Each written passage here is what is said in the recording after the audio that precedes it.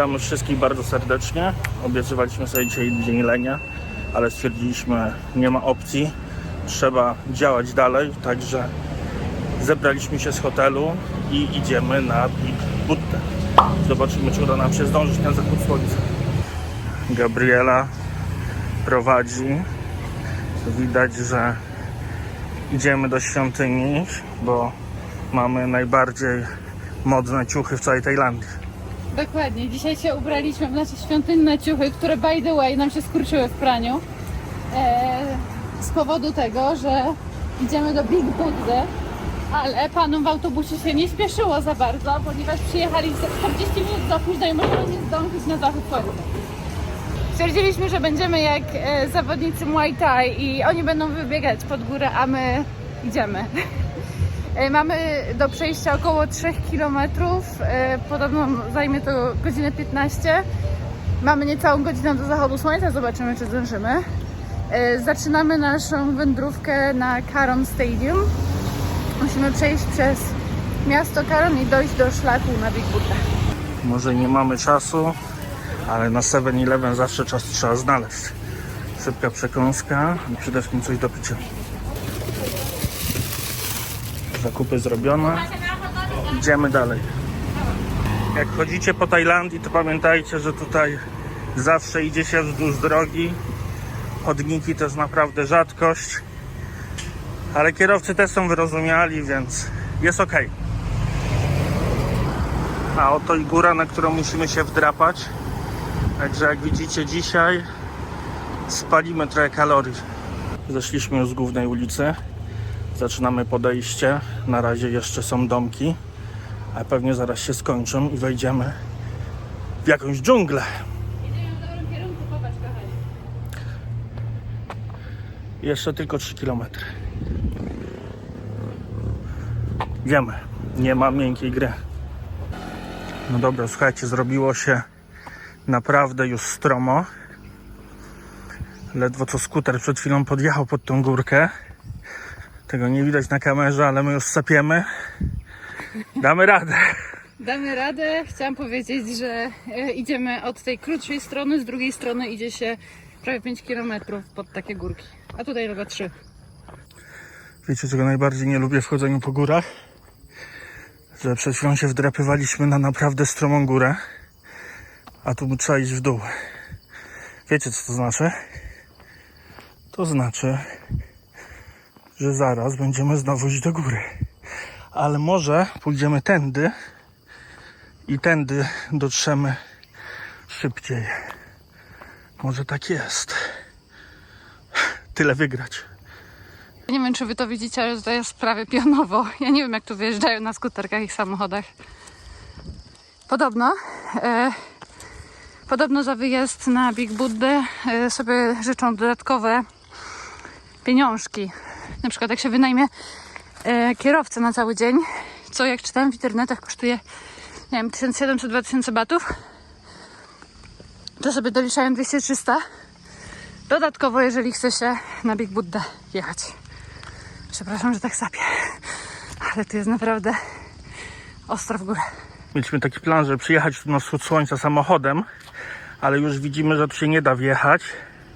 Poszukamy jeszcze jakiejś innej drogi, ale oj. To się nie tędy jedzie. Pamiętam, jedzie się z drugiej strony samochodem. Tutaj jest szlak, skrót dla tych, co chodzą na pieszo. Ładny mi skrót. No dobra, lecimy. Do tej pory mieliśmy taki asfalt, no ale tu już widzimy, że asfalt się kończy i weszliśmy na szlak. Startowaliśmy z tamtej plaży, która jest za tą palmą. Patrzcie, jak wysoko jesteśmy. A jeszcze kawał drogi przed nami. Jesteśmy dopiero kilometr. Na szczęście wszyscy nas witają, więc wiemy, że idziemy dobrą drogą. Jest ich huśtaweczka. Tym razem z widokiem na drugą stronę gór. Super miejsce. A tutaj wszędzie macie kable elektryczne, także one prowadzą was, ale bezpiecznie to raczej nie jest. O tak, zdecydowanie przypomina mi się szlak na Gubałówkę. Jak ktoś był, to wie, o czym mówię. O, Robi się coraz stromiej, coraz węziej, ale posuwamy się powoli do przodu. No i jesteśmy w środku dżungli. Dobrze, że jest trasa w miarę wydeptana. Słuchajcie, dotarliśmy do połowy drogi. Jesteśmy już mega zmęczeni, cali mokrzy, gryzą nas komary, ale idziemy dalej. Ani chwilę zwątpienia mamy przy każdym zakręcie. No ale co zrobić? Jak człowiek się uparł, no to chyba dojdzie, nie? Normalnie jakby ktoś wodę gotował. A to odgłosy dżungli. Tak, jestem taka mokra. Stwierdziliśmy, że nie ma co czekać i puszczamy dronę stąd, bo już za chwilę zachodzi słońce. Nie zdążymy dojść na sam szczyt przed zachodem niestety.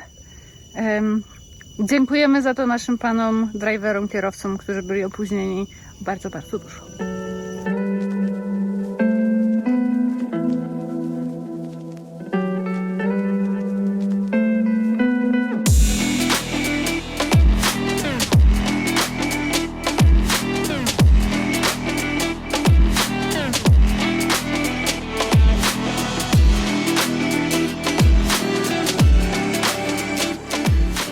Słuchajcie, mamy nadzieję, że fociaszki z drona się podobały. Zrobiliśmy sobie mały stop. Wbrew pozorom wcale nie odpocząłem, bo jak się lata dronem, to też wykańcza, trochę psychicznie, ale też trochę fizycznie. Ale nie poddajemy się, idziemy dalej, cykniemy sobie foteczkę z Wielkim Buddą. Przeszliśmy ten skrót. Nigdy więcej nie chciałbym im iść. Dotarliśmy do drogi, no i od tej pory będziemy już szli wzdłuż tej drogi. Ta trasa jest dłuższa, ale słuchajcie, jest milion razy prostsza, także polecam. Tutaj znajdziecie też na górze takie knajpki z widokiem, także słuchajcie, naprawdę warto sobie zarezerwować jeden wieczór i tam zachód słońca mieć na takim barze na tarasie. Już się pojawia wielka głowa. Zobaczymy, czy jest otwarte, o coś mówią, że zamknęli. Zostało nam ostatnie 700 metrów. Już się robi ciemno, ale damy radę. Doszliśmy centralnie pod i wszyscy nam mówią, że już nas nie wpuszczą, bo jest zamknięte. No nie wiem, zobaczymy. No słuchajcie, żeby nie było. Buddę zaliczyliśmy. Damy wam tutaj w filmiku, ile ma wysokości, jakie ma wymiary. Nawet jeżeli nie wejdziemy, to jesteśmy dumni z siebie, że podeszliśmy. Tutaj brama już zamknięta. Wszyscy wychodzą. Pamiętajcie, że wstęp na Buddę jest darmowy. Słuchajcie, no niby zamknięte, ale my weszliśmy. Chcemy zobaczyć, czy da się tam jeszcze podejść bliżej. Jeżeli nie, to trudno, ale na pewno fajnie byłoby. Chodzą sobie spokojnie. Trzeba na nie uważać.